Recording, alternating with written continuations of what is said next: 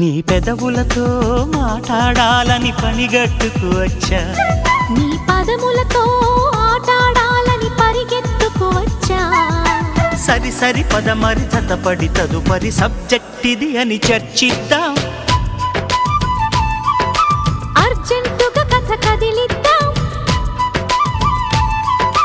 కలిగే అవసరం ఏదైనా కలిసి తీర్చుకుందాం. నీ పదములతో ఆటాడాలని పరిగెత్తుకు వచ్చా.